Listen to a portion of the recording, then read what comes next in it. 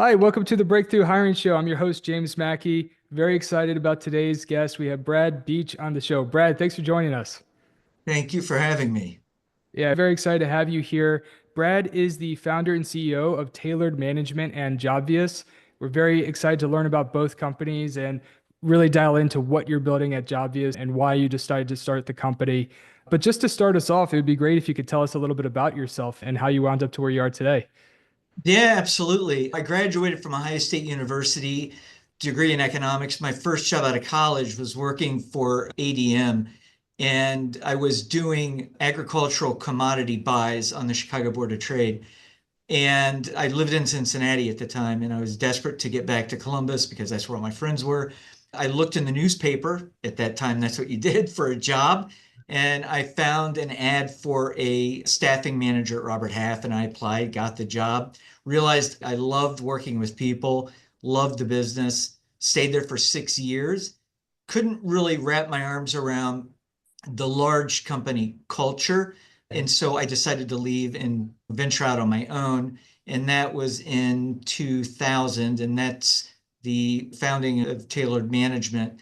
And we have been around ever since. Luckily, I've had a lot of success with Tailored Management. I grew it from a one person shop to having over a couple hundred people across 4 different countries and been able to provide contingent labor services and RPO services for Fortune 500 organizations. And I feel very lucky. But again, I noticed a decline over the last 5 years, which is why I ended up coming up with the idea of Jobvious. And so that's my newest passion project.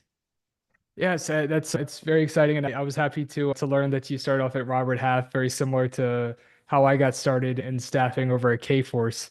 Yeah, similar, very similar cultures. I know that back in the day we were big competitors. So yeah, very familiar.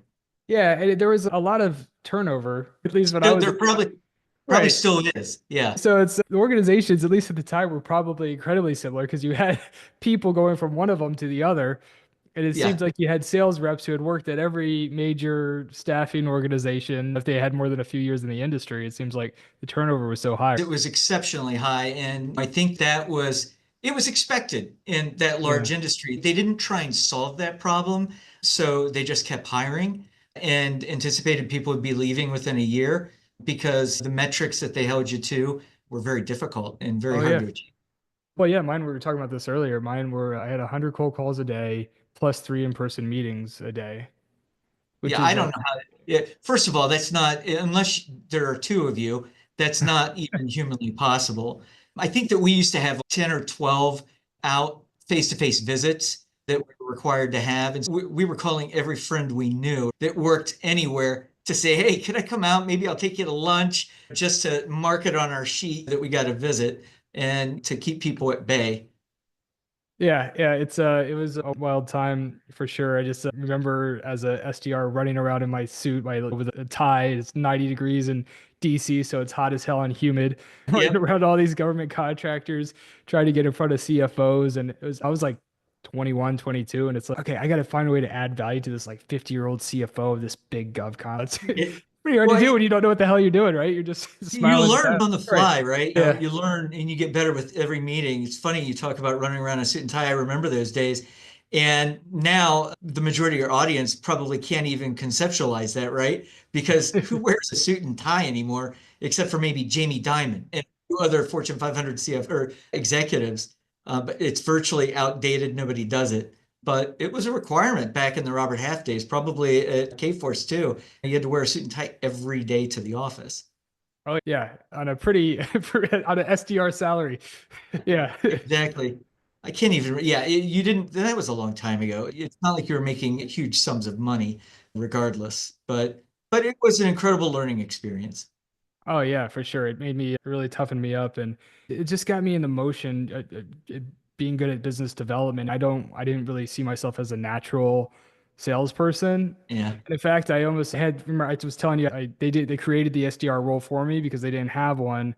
They didn't want to give me the AE role because I didn't have the experience. So they were like, "All right, you have 6 months as an SDR. Either we promote you or we let you go." That was And the there's your incentive. right. Yeah. Yeah. You want to? if you want to continue to pay your rent, yeah, you're gonna have to do this. Yeah, because it's like a lot of SEOs are in that role for years that they become an AE. For me, they were like, look, like we don't know if you can do this, but if you want a shot, you're saying you want a shot, we're going to give you one for 6 months. And I didn't close a single deal, man, until at the 6 month point.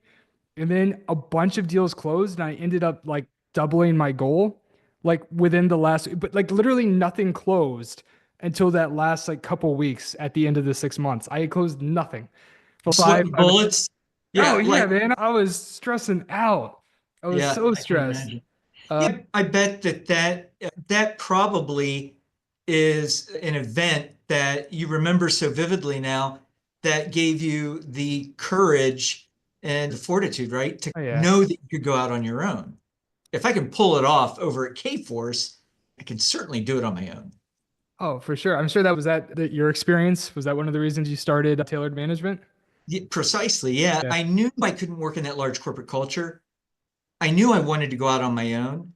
Call it maybe a little ignorance and youth, but I was like, what's the worst thing that could happen? I fell flat on my face and then I go out and get a job somewhere. But I didn't. And I realized how to lead a team and how to embrace the person I was, and got feedback from individuals I worked with that my leadership style was what they had always hoped to have in their career. I'm more of a servant leader. We don't have a big hierarchy here. I believe everybody is equal. I have an open door policy. I believe in autonomy. One of the things I knew I would never do is micromanage. I believe that innovation comes from the bottom up, not from the top down. I encourage people to try new things, to be bold. That's a line anybody here will tell you. Don't do things the way that they have always been done just because that's the way they've always been done. We get better by giving people the autonomy to explore different options and know it's safe to do that. And it works. It works for me. And it's worked for everybody here in the organization. And it's great that my philosophy on that I didn't know if it would work. Actually, it did. It worked. And so that was reassuring. Yeah, that's awesome. And now you're building Jobvious, which I think you started, was it about 4 years ago? Yeah, Or we okay. started developing it. We've Okay. only been live for about 9 months. But what Tailored Management does currently is we are a vendor in many Fortune 500 contingent labor programs. And we integrate with their VMS tools. We get their recs imported into our system. We recruit on them, and then we submit people. And over the last 4 or 5 years, I've noticed a trend where direct sourcing came in. And direct sourcing, I'm sure you're familiar with it, is when an organization allocates a certain portion of their contingent labor spend or opportunity to a direct sourcing team. It could be internal, it could be another company. The challenge, though, is that all of those recs go to all the vendors and to direct sourcing. When direct sourcing has candidates, they look at their candidates first because they're at a much lower rate, and then they cancel the ones that are distributed to the vendor population. So we, in some cases, have seen rec cancellation rates as high as 30, 35%.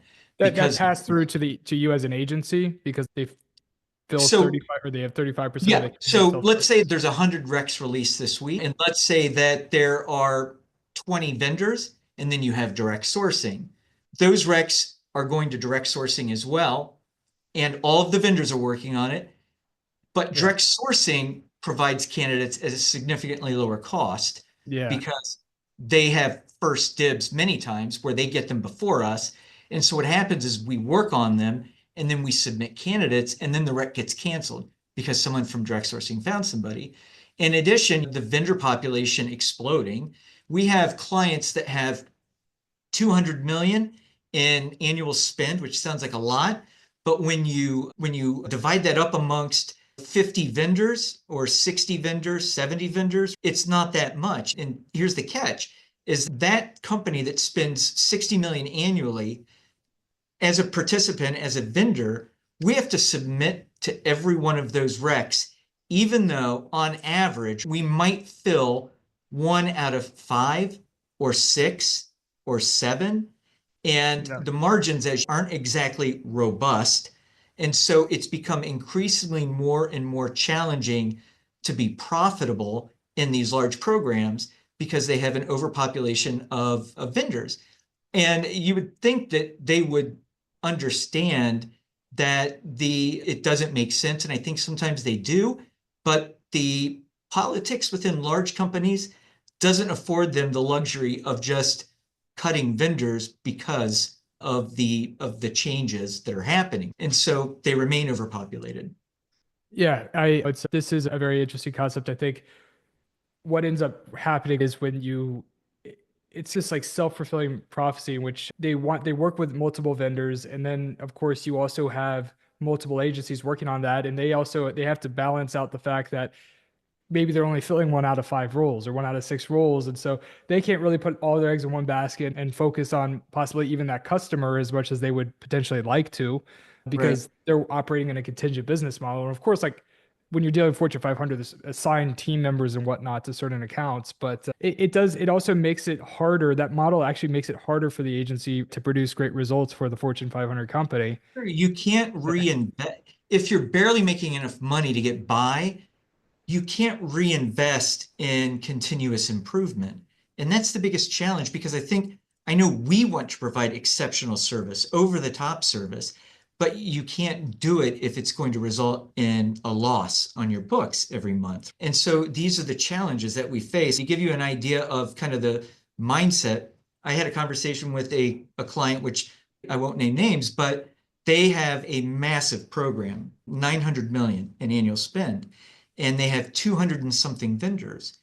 And this gentleman was saying, I've got procurement on this end. They're worried about cost and they want to save money. I've got the end user on this end. They don't care about cost. They just want speed and quality. And how do I bridge that gap?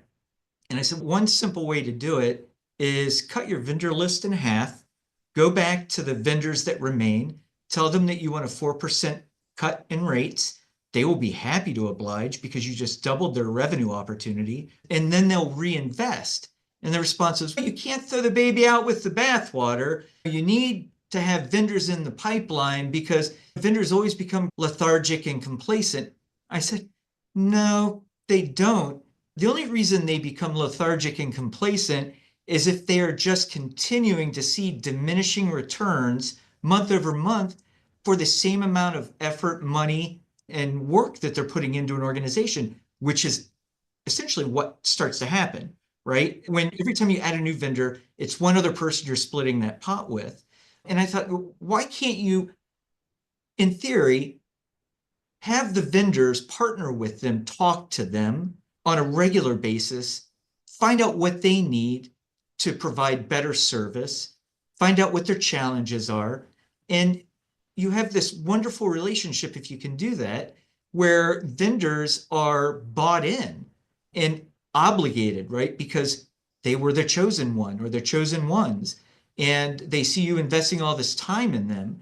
They're going to be very committed to going above and beyond to make sure that you guys are happy. You also, the company that's hiring those agencies, you have more leverage where you can push them harder, right? If there's a bigger revenue opportunity, Nicely. when I was in the early days of Secure Vision, my RPO firm, I was billing myself out. And if I was billing myself out as like a VP of talent acquisition, I would get like one contingent agency, give them exclusivity, at least like a 3 to 4 week head start. Sure. Because I would pick the best agency that I could find for the roles we had open, and I give them exclusivity because I essentially managed them as an extension of my team. We had calls twice a week, and I would push them aggressively. But I was able It, to do that because they knew that they were going to get the return on investment. yeah, and see, you were smart to do that, right? This isn't rocket science. It seems very commonsensical to me, but Right. and I can't explain it in large organizations. I don't live in that space, and I realize that. So I would talk to individuals and ask them, help me understand the obstacles that you encounter, the roadblocks, because I've been an entrepreneur for 30 years. And so I don't know what I don't know. I don't know what it's like to exist in that environment anymore and the walls that they keep running into. Mhm. and competing sets of priorities and all of the other stuff that to me it just is overly complex. And at the end of the day, that's why I developed Jobvious, to be a solution for this kind of need that is desperately in desperate need of innovation. Yes, and I would love to learn more about Javius. I was looking at the website and the LinkedIn page before our call, and I actually have the website even pulled up right now too. But for everybody tuning in, would you mind giving a quick overview on the company, what you're building? Sure, it is live, but a quick overview is I was inspired by Uber. I'm sure a lot of people say that. But what inspired me was there was a need in the market for paid for hire transportation. And what they did is they empowered the masses to become the drivers that are going to take you to the airport, right? Or home from the football game. And the concept seems very bizarre if you can step back 10 years and somebody told you that, hey, the future of paid transportation is going to be you calling up a random stranger on your phone and this random stranger coming to your house to pick you up. 10, 12 years ago, you probably would have thought that is the craziest thing I've ever heard. There's no way I would ever let my wife or anybody I know get into that stranger's vehicle. Now it's become commonplace. But at the end of the day, it's created immense opportunity for anybody that has a vehicle and a little spare time. And so I thought, how can we apply that to contingent labor? So what we built was a network-driven platform that is somewhat like if an Uber and a LinkedIn kind of merged, right? So you get invited to Jobvious because let's say I invite you and I say, hey, James, you want to join Jobvious? It's this new network driven platform that allows you to earn passive income and look at jobs. Like, great, sure. There's a lot more detail to it than that. But so you join and then you start inviting people. They join and now they are in your network, your team within Jobvious. Okay. And then when those people join, they can build out their networks and so on and so forth. But let's just say that one of our clients that is participating in Jobvious, we integrate all of their contingent labor requisitions populate in the platform. We have an AI matching tool that matches everybody in the platform based on skills, education, geographic location, and multiple other things. Let's say a project manager is entered by IBM, okay, and it's paying $50 an hour, and you have someone in your network that's a match. You'll get notified, James, hey, Jane Doe is a match for this project manager. Do you want to refer her to this opportunity? Let's say Jane is active in the platform. You can message her through the platform and say, hey, do you have interest? Jane will get a notification as well and say, hey, you qualified for this. She clicks a button, says, I'm interested. You refer to IBM. If she gets the job, we handle everything from there. We schedule the interviews, we do everything. If she gets the job, the day she starts working, you start earning $5 an hour for every hour she works on that job indefinitely, Oh, forever. So you would that's earn pretty 200, good. yeah, you would earn $200 a week for one referral. And if people on the East Coast or the West Coast, it probably is much more than that because it equates to about 10% of whatever they're going to be making. We pay out to the network champion that referred them.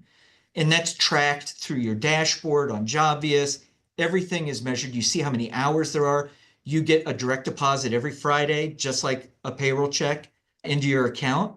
Yeah. And if you get three people on billing that you refer, you can easily make 20, 30 plus thousand in passive income. And what we've done is we have monetized your network of friends, family, acquaintances, colleagues. And we're saying this has a value. This network has a value. Get them into your platform, and we will find opportunities that they may have interest in. And if you refer them, you get paid. Now, it's not just for actively seeking individuals. We have people in the platform that join Jobbies just because they want the opportunity to make money, right? But if you are passive, you certainly want to put your resume in there anyway. It's secure. It is not visible. If you are currently employed and you join Jobvious and you have your resume in there, the only people that see you're in the platform are the people that you invite and your network manager that invited you. Nobody else even knows. But even if you aren't looking and your resume is in there, what you're going to get is a lot of great intel because every job that's entered that you qualify for, you'll see. They'll communicate with you. You match this job, this is what it pays, and it'll ask you if you have interest. But even if you don't, you're constantly getting updated information, right, on the opportunities that you could have if you decided you wanted to look around, as well as whether or not you're being paid what you should be paid in your existing job. So it's incredible intelligence that you get that's going to help you negotiate that increase, but also find out what else you might be qualified for that might be of interest. So we've empowered, just like Uber empowered the masses, we have empowered the masses for contingent labor because everybody has a network. Why don't we just pay you guys, the masses, to put your network in the platform and then refer them, and you get basically 50% of the gross profits it's generated Yeah. and for every hour. I got a couple follow-up questions there.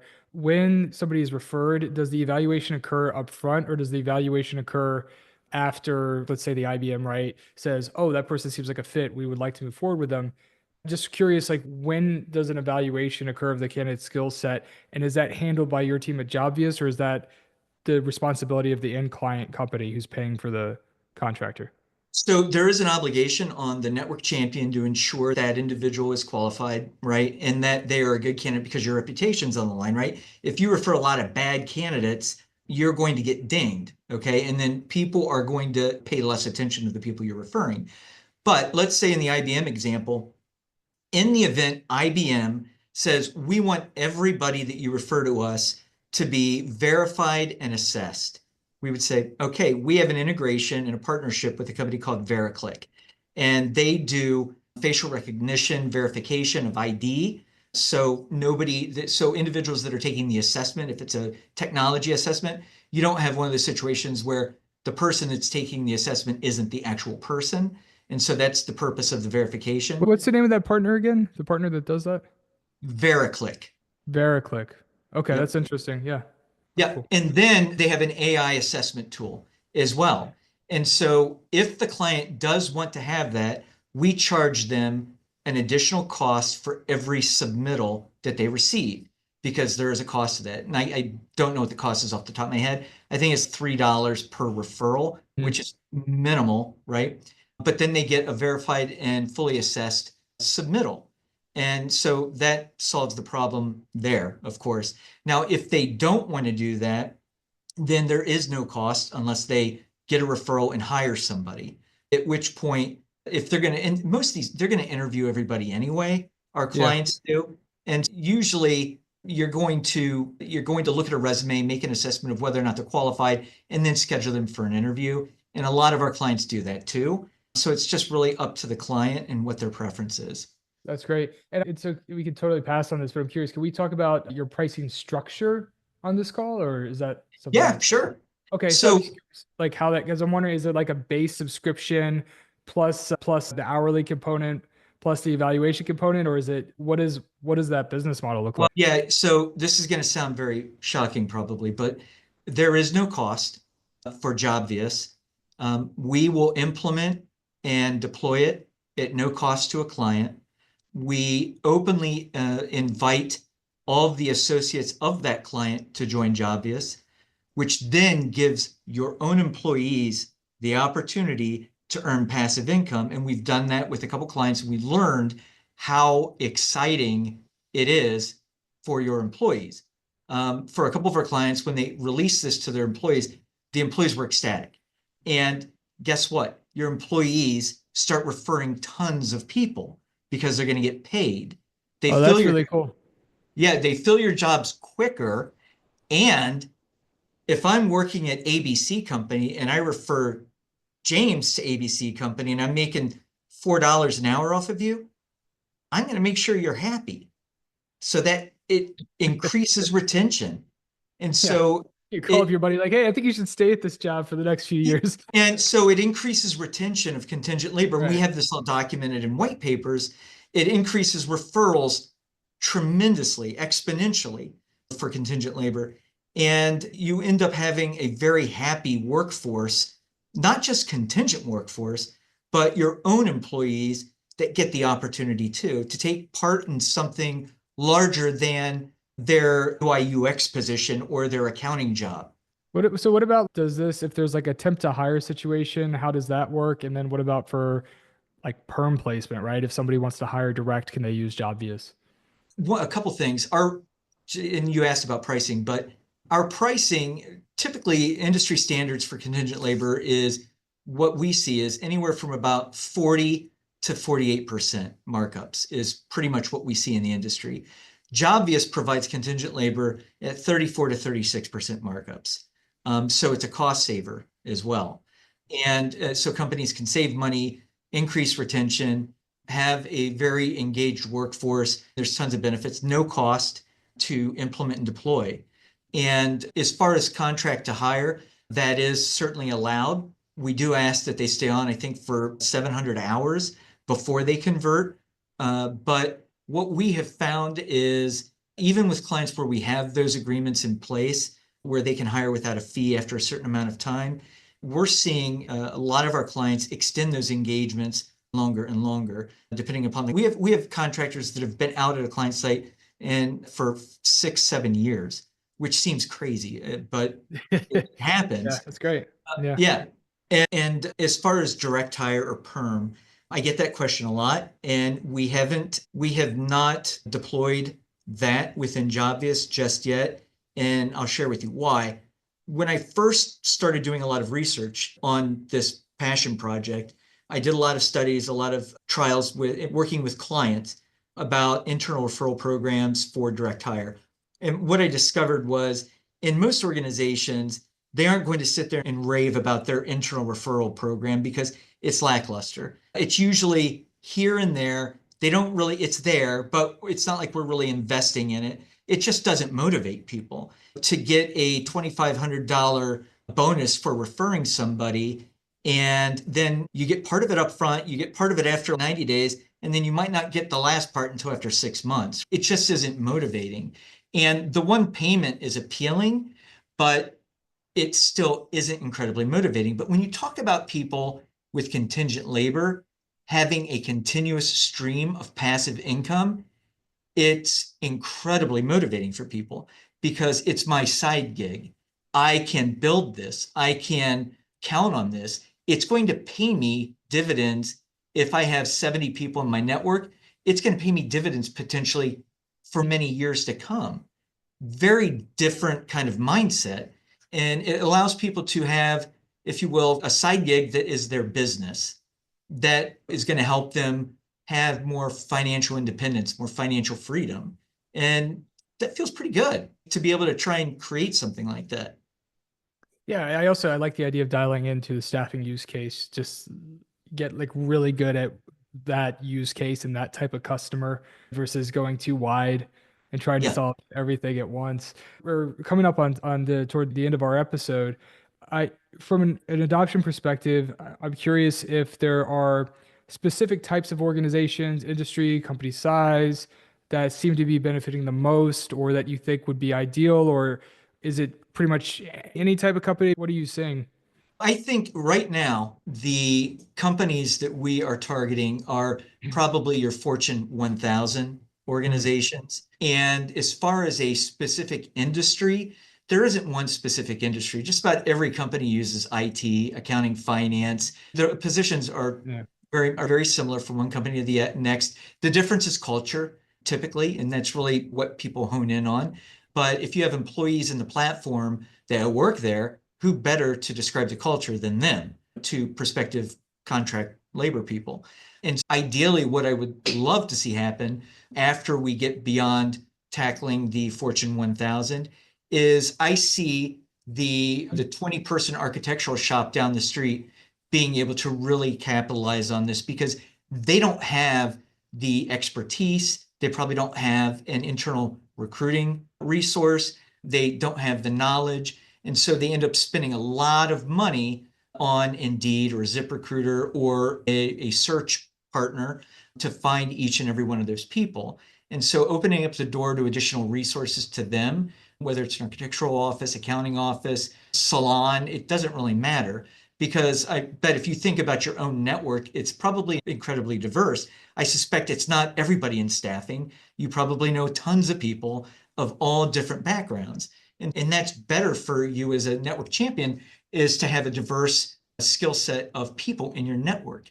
It increases the likelihood of matches. It increases the likelihood of them being placed in various locations, not all in one. And so I think it will be incredibly useful. And yeah, what I didn't touch on it, but one of the other reasons we created this was over the last 10 years, I'm sure you can attest to this, I have seen the fees from the Indeeds and the ZipRecruiters skyrocket and to an almost unsustainable level. They've got a monopoly on the market. I don't know what happened to the old days when there was like 30 job boards out there. And it seems like now everybody fishes from the same pond. And what used to cost me 6, 7, 8,000 a year now costs me 40,000 a month. Yeah. Not So sustainable. opening up to new channels, getting as many new channel, different avenues to talent is important. Yeah. And now that we have I think that's going to evolve and change a lot of things. But a couple of years ago, when I was doing research, I read an article about contingent labor, and it said, "Oh my, the contingent labor market is ready for a disruptor." There has been no innovation in contingent labor since the invention of the internet. And Yeah. I thought, that is so true. I didn't think it, but I'm like, that is so true. Yeah.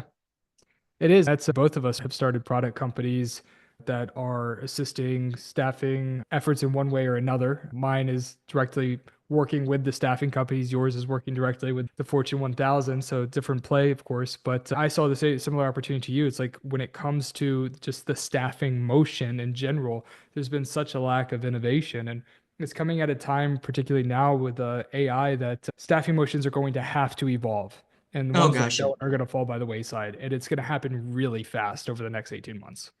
yeah, completely agreed. Because I think that much like yourself and myself, we took a step back and realized status quo is not going to fly anymore. It's not sustainable financially, and the clients want more. There's got to be an evolution, and thankfully there is, and people are more accepting of the changes. When we first started with tailored management, as you probably know, years ago, if you were going to provide contingent labor or staffing, you had to have a brick and mortar office in every geographic location that you serviced.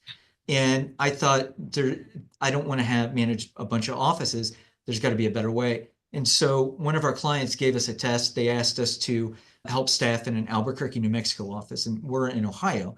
I thought, I don't know how we're going to pull this off, but we're going to figure it out. And we had success. And I thought, we can do this everywhere from our central recruiting hub. And we had a lot of pushback. How are you going to recruit for us in New York when you're in Ohio? I'm like, the internet? And because it just was different, and it allowed us to have incredible growth. But I knew that others would start adopting that. But we had a good 4 or 5 year run where our story was incredibly unique, and it allowed us to capture a lot of business. Yeah, that was another time it was critical to stay ahead of the curve, ahead of the competition, and innovate and challenge assumptions that and be able to handle those objections when customers bring them to you. We've done a fair amount of that as well in different flavors of the remote aspect to delivering solutions to customers. Yeah, because you remember the days when you were providing candidates, you had to have them come in the office and interview with you face to Oh yeah, face. yeah, that was Kforce days And for sure. yeah, and those days obviously are long gone, but that was the pushback. Like, how are you interviewing these people? Like on the internet, we can interview them. We can do this, that, and the other. And it was funny that one of our biggest challengers, and it was a Fortune 500 company, said, there is no way that you guys are going to be able to have success in our program. And then, but we're going to give you a shot. She was just under the CPO, and the CPO said, I want to give him a shot. And we became the number one vendor. And Oh yeah. then she was an advocate for us at different conferences. I was their biggest naysayer, but they certainly showed me I was wrong. And we ended up getting a couple clients from her as a result of that. I probably owe her a gift, but anyway. But yeah, stay ahead of what you think is coming down the road and you'll win. And I think that Jobvious is certainly something that if I didn't create it, I'm pretty damn sure somebody would have, because it just seems like a no-brainer.